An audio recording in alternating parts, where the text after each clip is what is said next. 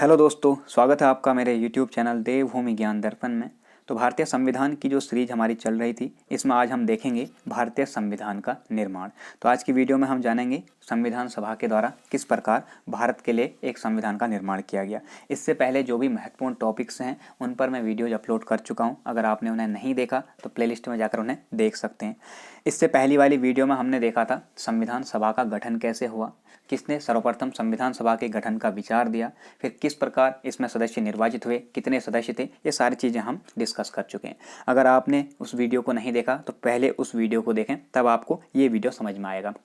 क्योंकि संविधान का जो निर्माण किया वो उसी संविधान सभा ने किया हुआ है। बहुत सारी यहाँ पर बैठकें आयोजित की गई, बहुत सारे प्रस्ताव रखे गए और अलग अलग प्रस्तावों पर एक लंबे समय तक यहाँ पर वार्तालाप हुआ, चर्चा की गई और उस चर्चा के बाद जो निष्कर्ष निकला, जो भारतीय परिवेश के लिए, भारतीय परिप्रेक्ष्य में जो सही चीज़ें थी, उन्हें संविधान में सम्मिलित करके एक विस्तृत लिखित संविधान तैयार कर दिया गया। तो किस प्रकार ये संविधान तैयार हुआ, कितना इसमें समय लगा, इस पूरे प्रकरण को हम यहाँ पे चर्चा करने वाले हैं। इसलिए ये वीडियो जो है आपके सभी आगामी एग्जाम्स के लिए काफ़ी महत्वपूर्ण हो सकती है, इसीलिए वीडियो को अंत तक जरूर देखें। तो चलिए स्टार्ट करते हैं आज की वीडियो।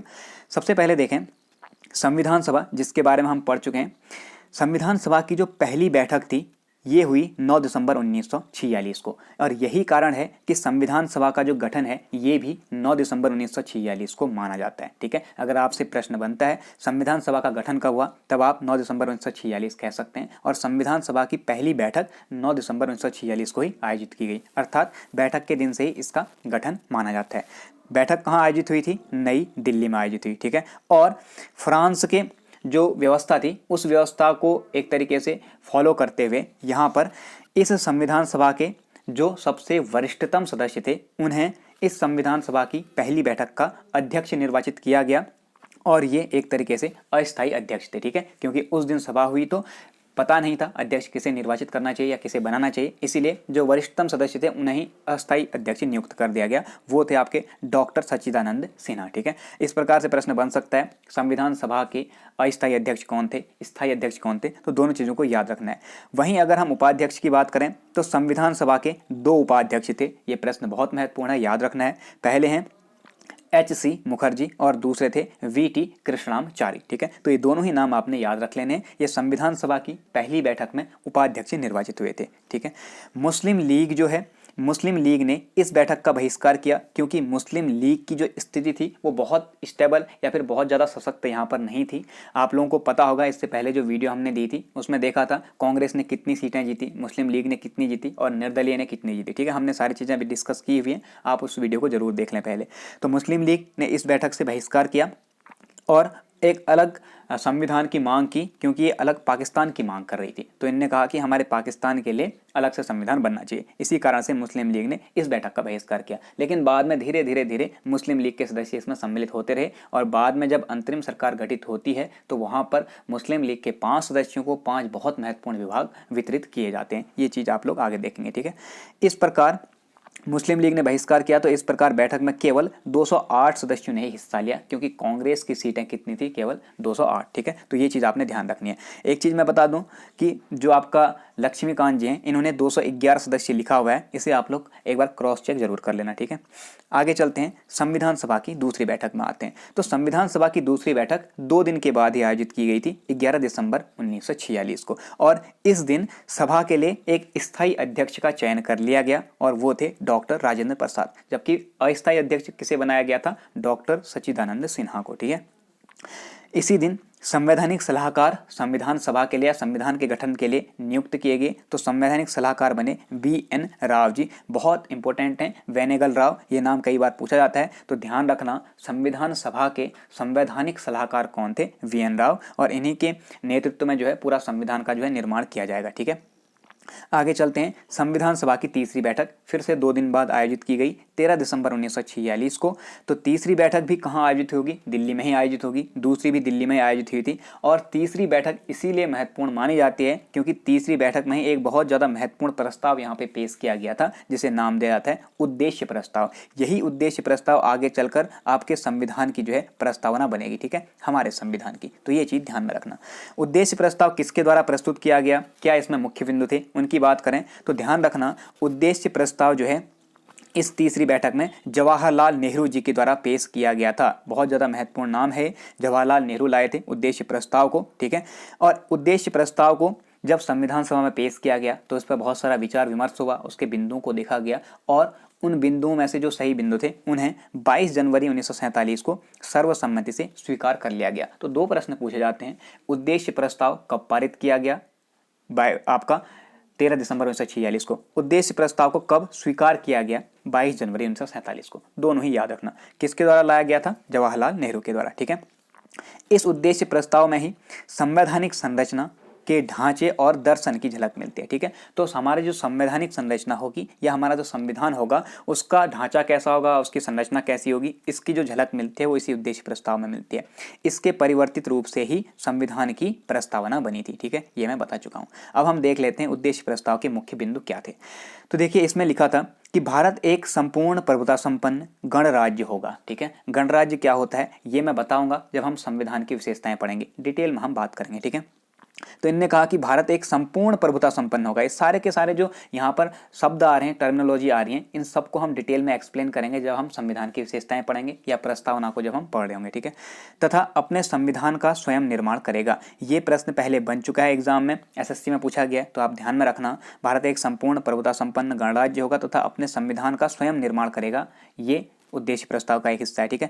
भारतीय गणराज्य प्रांतों और देशी रियासतों का संघ होगा। अभी भी हम देखते हैं ये हमारे प्रस्तावना में लिखा गया है। हमारा जो भाग 1 है भारत के राज्य और संघ शासित प्रदेश, तो वहाँ पे लिखा है भारत अर्थात इंडिया क्या है, ये आपका राज्यों का एक संघ है, ठीक है। तो ये आपके यहाँ पे लिखा गया था। आगे देखें, भारतीय संघ और उसके राज्यों में समस्त शक्ति का मूल स्रोत जनता होगी। ये बहुत ज़्यादा महत्वपूर्ण बिंदु है। अभी भी कई बार प्रश्न यहाँ से बनते हैं कि भारतीय संविधान के लिए जो आपका समस्त शक्ति का स्रोत है वो कौन है, वो आपकी भारत की जनता है, ठीक है। संघ की एकता को अक्षुण्य बनाए रखा जाएगा, यानी कि संघ की जो एकता है वो अटूट होगी। नागरिकों को सामाजिक आर्थिक राजनीतिक न्याय, ठीक है, 3 प्रकार के न्याय, 3 प्रकार की स्वतंत्रताएं, सामाजिक आर्थिक राजनीतिक स्वतंत्रता और अवसर की समानता तथा विचार अभिव्यक्ति विश्वास भ्रमण संगठन बनाने आदि की स्वतंत्रता होगी। तो इसी को थोड़ा मॉडिफाइड करके विभिन्न प्रकार के न्याय, स्वतंत्रताएं और समताएं यहाँ पर दी हुई हैं भारतीय संविधान में, ठीक है। तो ये भी पॉइंट किसमें था, उद्देश्य प्रस्ताव में। आगे लिखा था अल्पसंख्यकों और पिछड़ों के लिए विशेष रक्षा के उपायों का संकल्प भी व्यक्त किया गया। तो ये आपका देखने को मिलेगा मूल अधिकार वाले हिस्से में, ठीक है। तो हम पूरा डिटेल में इसको पढ़ेंगे। ये थी आपकी प्रस्तावना, सॉरी ये जो उद्देश्य प्रस्ताव जो आगे चलकर प्रस्तावना बनी, ठीक है। भारतीय स्वतंत्रता अधिनियम 1947 जो पारित हुआ, जिसके बारे में हम पढ़ चुके हैं, इसने संविधान सभा की स्थिति में कौन कौन से परिवर्तन किए। इस जो आपका अधिनियम है, इस अधिनियम के आने के बाद संविधान सभा की स्थिति में क्या विभिन्नताएं आई, ये हम देख लेते हैं।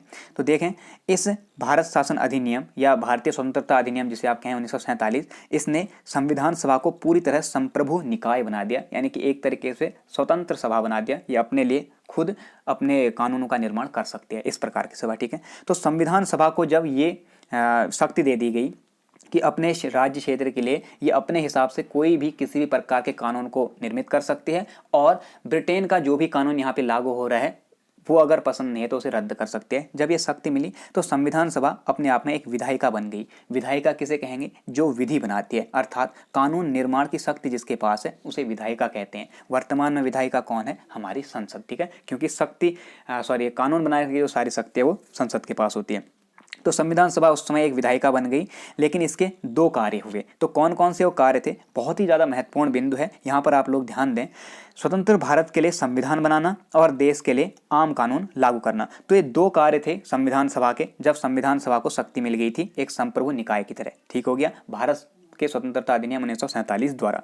तो पहला है भारत के लिए एक संविधान बनाना। जब संविधान सभा ऐसे रिएक्ट करती थी कि उसने भारत के लिए एक संविधान बनाना है, संविधान तैयार करना है, तब इसकी अध्यक्षता करते थे डॉक्टर राजेंद्र प्रसाद, जो कि इसके स्थायी अध्यक्ष थे।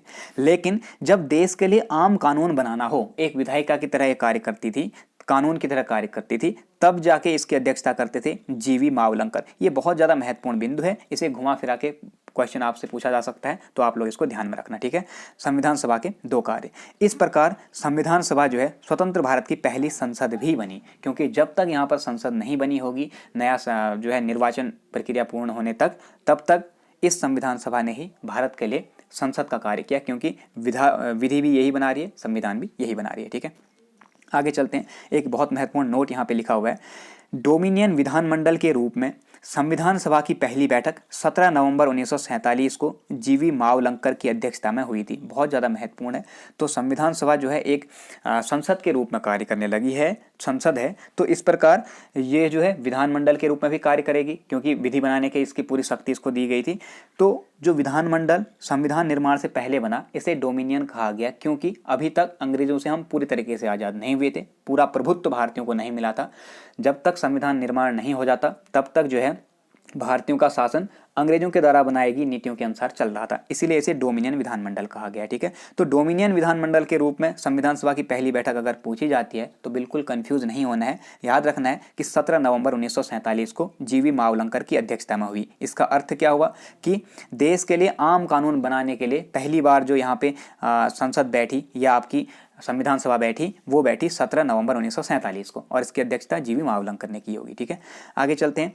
भारत विभाजन हुआ 1947 के अधिनियम के द्वारा। तो भारत विभाजन के कारण संविधान सभा के सदस्यों की कुल संख्या कम हो गई, जो 389 थी, 389 से कम हो जाएगी, क्योंकि जो क्षेत्र पाकिस्तान में चला गया है तो उसमें बहुत सारे सदस्य यहाँ से चले गए। इस वजह से संविधान सभा के सदस्यों की संख्या 389 से घटकर कितनी रह गई थी, 299। ये प्रश्न बना हुआ है, ध्यान में रखना। ठीक है, अब जैसा कि हमने पहले डिवीजन किया था ब्रिटिश प्रांत से और देसी रियासतों से और 4 चीफ कमिश्नरी क्षेत्रों से, तो अब ब्रिटिश प्रांत से 296 में से 229 ही सदस्य भारत में रहे, और देसी रियासतों से जो 93 सदस्य थे, इसमें से केवल 70 सदस्य ही भारत के अंदर रहे। ठीक है, बाकी चले गए थे पाकिस्तान में। इसीलिए अब जो आपका संविधान सभा है, इसके सदस्य की संख्या 299 तक आ गई।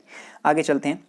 संविधान सभा की समितियां, जैसा कि आप जानते हैं संविधान सभा का कार्य अभी क्या है, संविधान का निर्माण करना, पूरा फोकस उसका उसी पे है। लेकिन संविधान सभा के सदस्य जो है केवल एक सदस्य या 2 सदस्य पूरे संविधान का निर्माण नहीं कर सकते, इसीलिए इन्होंने क्या किया, संविधान का निर्माण करने के लिए बहुत सारी समितियों का यहाँ पे गठन किया, जो कि अलग अलग कार्य करेंगी, अलग अलग महत्वपूर्ण भूमिकाएं निभाएंगी। ठीक है, तो संविधान के निर्माण हेतु अनेक समितियों का गठन किया गया, जिसमें से 8 बड़ी समितियां थी और अन्य समितियां छोटी समितियां थी। ठीक है, वैसे तो 2 प्रकार में विभाजित किया गया था इन्हें, जैसे नियम समिति होती है, सामान्य प्रक्रिया समिति है। ठीक है, तो सामान्य प्रक्रिया समिति ही संविधान का निर्माण कर रही थी और नियम समितियां जो थी सामान्य नियम बनाती थी, इस टाइप से था। लेकिन इनमें से जो है 8 बड़ी समितियां थी। उन बड़ी समितियों से बहुत बार प्रश्न बनता है कि कौन सी ये समिति थी, इनके अध्यक्ष कौन थे, ये प्रश्न बहुत बार पूछा जाता है। तो आप ध्यान रखना, बड़ी समितियों को मैं यहाँ पे आपको बता रहा हूँ, आप लोग एक एक चीज़ ध्यान रखना। पहली है संघ शक्ति समिति। संघ कहने का मतलब पूरा भारत, ठीक है, संपूर्ण है। तो संपूर्ण भारत के लिए जो समिति थी, संपूर्ण भारत की शक्ति के लिए संघ शक्ति समिति, इसके अध्यक्ष बनाए गए जवाहरलाल नेहरू, और इसी कारण ये स्वतंत्र भारत के पहले प्रधानमंत्री भी बनते हैं। अगला देखें, संघीय संविधान समिति, यहाँ भी संघ आया हुआ है, तो संपूर्ण भारत की बात आएगी तो जवाहरलाल नेहरू। तो ध्यान रखना, जहाँ पर संघ शब्द आएगा तो संघ में आपका जो मुख्य बनाया होगा, इसका अध्यक्ष वो जवाहरलाल नेहरू को बनाया गया। ठीक है, तो आप संघ शक्ति समिति कहें या संघीय संविधान समिति कहें, जवाहरलाल नेहरू। जबकि प्रांतीय संविधान समिति की बात करें, यानी कि राज्य संविधान समिति, ये बनाए गए थे सरदार पटेल। ध्यान रखना कि जो प्रांत हैं, प्रांतों का भारत में विलय जो है, इसको कराने में सरदार पटेल की बहुत महत्वपूर्ण भूमिका रही। ये आप आधुनिक भारत में पढ़ते हैं, इसीलिए प्रांतीय संविधान समिति का अध्यक्ष सरदार पटेल को बनाया गया था। आगे चलते हैं, प्रारूप समिति। तो प्रारूप समिति का अध्यक्ष बनाया गया था डॉक्टर भीमराव अंबेडकर जी को, और इन्होंने ही पूरे संविधान का प्रारूप तैयार किया। इसीलिए संविधान के परिप्रेक्ष्य में जो भीमराव अंबेडकर जी हैं, इन्हें भारतीय संविधान का जनक या पिता भी कहा जाता है। तो ये चीज़ भी आप लोग ध्यान में रखना। आगे चलते हैं, 5वीं समिति है मौलिक अधिकार, अल्पसंख्यक और जनजातियों तथा बहिष्कृत जो क्षेत्र थे, इनके लिए सलाहकार समिति। तो इन सबको आपने ध्यान रखना है। इनमें से बहिष्कृत क्षेत्र बहुत ज़्यादा महत्वपूर्ण है, मौलिक अधिकार, अल्पसंख्यक, जनजातियाँ भी महत्वपूर्ण हैं। इनके लिए भी किसी अध्यक्ष बनाया गया था, सरदार पटेल जी को। ठीक है, इस मौलिक अधिकार, अल्पसंख्यक या जनजाति तथा बहिष्कृत क्षेत्र हैं, इसके अंतर्गत कुछ उप समितियाँ गठित की गई थी, जो कि अलग अलग क्षेत्रों के लिए कार्य करती थी। इसके अंतर्गत मुख्यतः 5 उप समितियाँ थी, लेकिन मैं यहाँ पर आपको 3 उप समितियाँ बता रहा हूँ जो अत्यधिक महत्वपूर्ण है और जहाँ से प्रश्न बनते हैं। पहली है मौलिक अधिकार उप समिति, इसके सदस्य हैं, इसके अध्यक्ष थे जेबी कृपलानी। ये प्रश्न कई बार बन चुका है, मौलिक अधिकार उप समिति के अध्यक्ष, और आप सीधे लगा देते हैं मौलिक अधिकार पढ़ते ही सरदार पटेल, जो कि गलत हो जाता है। तो ध्यान रखना है, मौलिक अधिकार जो समिति थी वो सरदार पटेल थे अध्यक्ष। मौलिक अधिकार उप समिति पूछें तो जेबी कृपलानी। अल्पसंख्यक उप समिति, HC मुखर्जी, जबकि अल्पसंख्यक समिति सरदार पटेल। ठीक है। उत्तर पूर्वी सीमांत जनजातीय क्षेत्र जो था इसके लिए उप समिति के अध्यक्ष थे गोपीनाथ बरदोई जी। ठीक है। तो ये चीज़ें आप लोगों ने ध्यान में रखनी है। छठी बड़ी समिति देखें तो प्रक्रिया नियम समिति। प्रक्रिया नियम समिति के अध्यक्ष हैं डॉक्टर राजेंद्र प्रसाद। राज्यों के लिए जो समिति थी इसके लिए जवाहरलाल नेहरू। संचालन समिति के अध्यक्ष डॉक्टर राजेंद्र प्रसाद। कई बार पूछा हुआ प्रश्न है, तो ये चीज़ें ध्यान में रखना। ठीक है। अन्य जो छोटी समितियां थी उनको मैंने यहाँ पे इंक्लूड नहीं किया है, आप चाहें तो उन्हें बुक से पढ़ सकते हैं। आगे चलते हैं। संविधान का निर्माण अब शुरू होता है यहाँ से, जब संविधान सभा जो है एक पूरा का पूरा दस्तावेज, संविधान के परिप्रेक्ष्य में एक दस्तावेज भेजती है, और यहाँ पे जो आपका संविधान के लिए परामर्श देने वाली समितियाँ हैं इनके पास भेज के पूछती है कि इस पे से क्या चीज़ें सही हैं क्या गलत हैं। तो यहाँ से संविधान का निर्माण शुरू हो जाता है। तो अब हम संविधान के निर्माण को देख रहे हैं, संविधान के निर्माण की प्रक्रिया को शुरू कर रहे हैं। तो समझें एक एक पॉइंट को बेसिक से। संविधान निर्माण के लिए परामर्श देने वाली जो समिति थी, ठीक है, परामर्श समिति ने सबसे पहले 17 मार्च 1947 के दिन केंद्रीय और प्रांतीय विधान मंडल के सदस्यों को संवैधानिक पूर्व दृष्टांत के नाम से प्रश्नों की एक सूची भेजी। तो संवैधानिक पूर्व दृष्टांत क्या था, इस प्रश्न को पहले समझें, इस चीज़ को समझें। तो संविधान अभी निर्माण नहीं हुआ है, संविधान निर्माण करना है, तो संविधान के निर्माण से पूर्व जो संविधान बनाने के लिए महत्वपूर्ण बिंदु हैं उन्हीं को कहा गया संवैधानिक पूर्व दृष्टांत। और इसमें क्या था, इसमें आपका 1935 का जो भारत शासन अधिनियम है उसके कुछ बिंदु हैं, उद्देश्य प्रस्ताव उसके कुछ बिंदु, और 60 अलग अलग देशों के जो संविधान हैं उन संविधानों से ली हुई कुछ महत्वपूर्ण बातें, उन सबको समाहित किया गया था। उन सब की एक सूची तैयार की थी परामर्श समिति के द्वारा, और इस परामर्श समिति ने वो सूची भेजी है किसे, केंद्रीय और प्रांतीय जो विधान मंडल हैं इन विधान मंडल के सदस्यों को, ताकि ये सदस्य विचार कर सकें और इसमें से जो जरूरी चीजें हैं उन्हें छांट सकें। ठीक है। कब भेजे, 17 मार्च 1947 को। यहाँ से आपका संविधान निर्माण शुरू हो जाता है।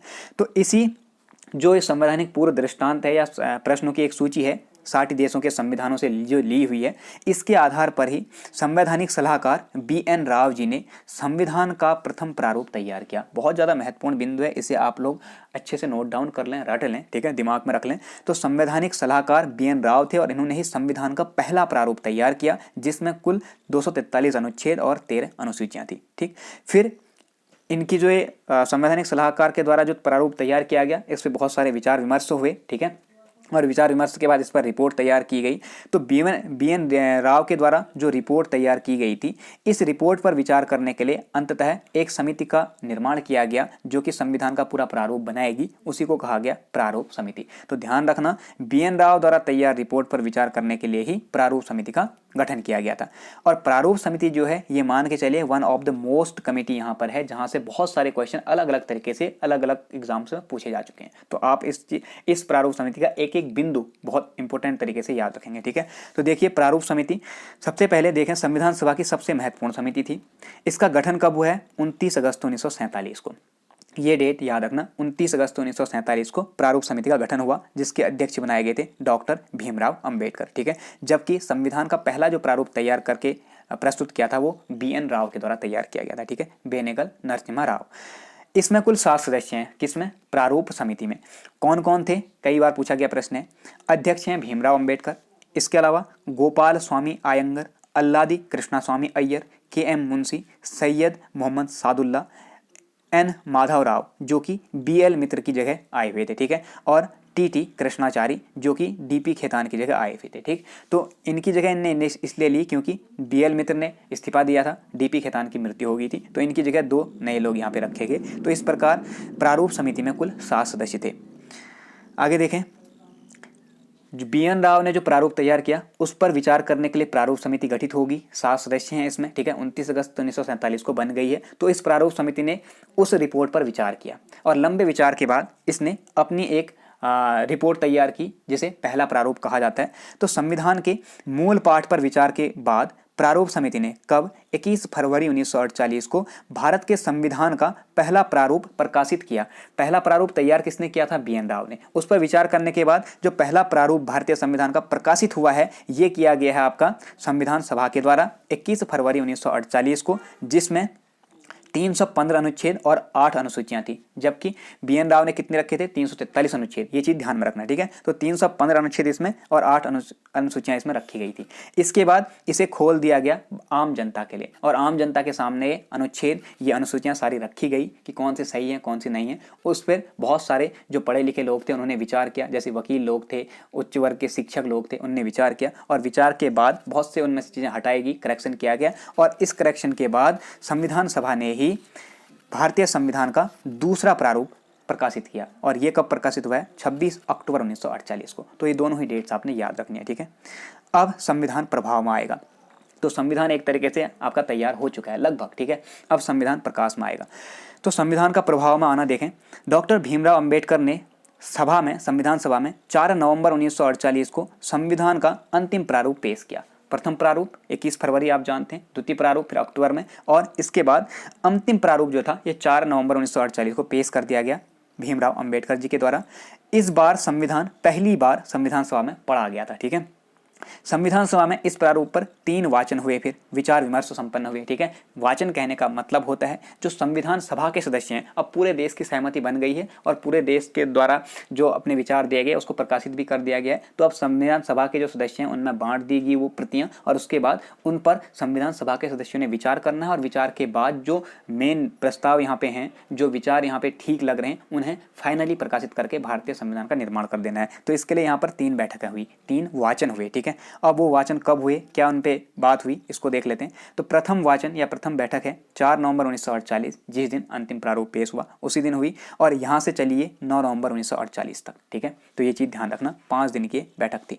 इसके बाद जो दूसरा वाचन हुआ ये बहुत लंबा चला, ये चला आपका 15 नवंबर 1948 से लेकर 17 अक्टूबर 1949 तक, यानी कि लगभग 1 वर्ष 11 माह के आसपास से चला है, 1 साल तक ये वाचन हुआ, ठीक है, दूसरा वाचन। और यही सबसे महत्वपूर्ण वाचन था, जिसमें क्या किया गया, संविधान के प्रत्येक खंड पर व्यापक विचार विमर्श किया गया, ठीक है, इसीलिए इस पर लंबा समय लगा। तीसरा वाचन कब होता है? तीसरा वाचन आपका 14 से 26 नवंबर 1949 तक हुआ, और 26 नवंबर 1949 की डेट का क्या महत्व है ये हम पहले बात कर चुके हैं, आगे भी बात करेंगे जब हम प्रस्तावना पढ़ रहे होंगे, ठीक है। इसमें इस वाचन में संविधान को अंतिम रूप से पारित कर दिया गया, और भारतीय जनता क्या है, इस संविधान को फिर आत्मसात कर लेती है, इसे अंगीकार कर लेती है, ठीक है। तो 26 नवंबर तक ये सारे 3 के 3 वाचन समाप्त होते हैं और संविधान बनकर तैयार हो जाता है। अभी लागू नहीं होता है, कुछ प्रावधान लागू हो जाते हैं, उन्हें हम आगे देखेंगे। तो भारतीय संविधान के पारित होने की जो तिथि है ये 26 नवंबर 1949 है, क्योंकि इसी दिन संविधान सभा का जो तीसरा वाचन था वो समाप्त हुआ, और फाइनली जो महत्वपूर्ण बिंदु यहाँ पे निकल के आए उस पर मुहर लग गई, और यहाँ पे सदस्यों ने हस्ताक्षर कर दिए, और वही फाइनल संविधान बन गया। तो कब पारित हुआ? 26 नवंबर 1949 को। और इस समय संविधान सभा में एक प्रस्तावना थी, 395 अनुच्छेद थे, 8 अनुसूचियां थी और 22 भाग थे। तो ध्यान रखना, कई बार प्रश्न बना हुआ है थोड़ा घुमा के कि मूल संविधान में कितने अनुच्छेद थे, मूल संविधान में कितनी अनुसूचियां थी, या मूल संविधान में कितने भाग थे, क्योंकि वर्तमान में इनमें थोड़ा सा परिवर्तन हो गया है। तो आप लोग ध्यान में रखेंगे 395 अनुच्छेद, 8 अनुसूचियां और 22 भाग, जबकि एक प्रस्तावना थी। वर्तमान स्वरूप देखें तो वर्तमान स्वरूप में भी आप देखेंगे एक प्रस्तावना है, अनुच्छेद 395 है, लेकिन उसके बहुत से भाग बनने की वजह से 465 यहाँ पे हो जाते हैं। 8 अनुसूचियों की जगह 12 अनुसूचियां हो चुकी हैं, और 22 की जगह 25 भाग हो चुके हैं, ठीक है। तो ये चीज़ आप लोग ध्यान में रखें। आगे चलते हैं। इसी दिन 26 नवंबर 1949 को भारत के लोगों के द्वारा, यानी कि संविधान सभा के माध्यम से संविधान सभा के लोगों ने भारतीय संविधान को अंगीकार किया, लागू किया और आत्म अर्पित किया हुआ है, ठीक है। तो हम आत्मार्पित करते हैं वाला संविधान की प्रस्तावना में लिखा हुआ है वो 26 नवंबर 1949 को ही हुआ है, और संविधान सभा के 284 उपस्थित सदस्यों ने संविधान सभा पर हस्ताक्षर किया। तो टोटल जो संविधान सभा के सदस्य थे 299 यहाँ पे हो गए थे भारत विभाजन के बाद। उस 299 में से संविधान सभा में 26 नवंबर के दिन 284 सदस्य उपस्थित थे और इन्होंने हस्ताक्षर किए। ये प्रश्न बहुत बार बना हुआ है, तो ध्यान में रखना। आगे चलते हैं। इसमें 8 महिला सदस्य भी थी, जो 284 उपस्थित सदस्य थे जिन्होंने हस्ताक्षर किए। इनमें से 8 सदस्य ऐसी थी जो महिलाएं थी, जिनमें श्रीमती सरोजिनी नायडू, हंसा मेहता और दुर्गाबाई देशमुख ये प्रमुख थी, ठीक है। इनको आप लोगों ने ध्यान में रखना है, इनके नाम पूछे गए हैं पहले। आगे चलते हैं। इस प्रकार 3 वाचन होने तक भारतीय संविधान के निर्माण में 2 वर्ष 11 माह और 18 दिन का समय लगा, ठीक। और इन पूरे समय में जो 2 वर्ष का समय है यानी कि कुल मिला के आप कह सकते हैं लगभग 3 साल का जो समय है, इस समय में क्या क्या हुआ, संविधान सभा के कुल 11 अधिवेशन हुए हैं, ठीक है, यानी कि 11 बैठकें यहाँ पे आयोजित की गई। लगभग 60 देशों के संविधानों का अवलोकन किया गया। इसके प्रारूप पर 114 दिनों तक विचार विमर्श हुआ, 114 दिनों तक यहाँ पर बहस चली, ठीक है। कुल 64 लाख रुपया लगभग यहाँ पर खर्च आया, ठीक। इस प्रकार तुम्हारा 26 जनवरी 1949 को संविधान बनके तैयार हो गया। 24 जनवरी 1950 को संविधान सभा की अंतिम बैठक हुई। तो संविधान का जो वाचन था, अंतिम वाचन 26 नवंबर 1949 को हुआ है और संविधान जो है एक तरीके से भारतीय लोगों के द्वारा आत्मसमर्पित कर लिया गया, आत्मार्पित कर लिया गया था, अंगीकार कर लिया गया। लेकिन अभी भारतीय संविधान मैंने कहा लागू नहीं हुआ। लागू होता है कब? 26 जनवरी 1950 से, जिस दिन हम गणतंत्र दिवस मनाते हैं। तो उससे पहले 24 जनवरी 1950 को संविधान सभा की अंतिम बैठक हुई, जो कि अपने आप में 12वीं बैठक थी। इससे पहले हमने अभी बताया 11 अधिवेशन हो चुके थे। तो 12वीं बैठक जो हुई वो 24 जनवरी 1950 को हुई। इस दिन कुछ महत्वपूर्ण निर्णय यहाँ पे लिए गए हैं, महत्वपूर्ण चीजें यहाँ पे की गई हैं। तो यहाँ से क्वेश्चन बनते हैं, जैसे इसी दिन डॉक्टर राजेंद्र प्रसाद को भारत के प्रथम राष्ट्रपति के रूप में चुना गया और संविधान सभा को भंग कर दिया गया तथा उसे अंतरिम संसद में परिवर्तित कर दिया गया। तो संविधान सभा भंग क्यों हुई?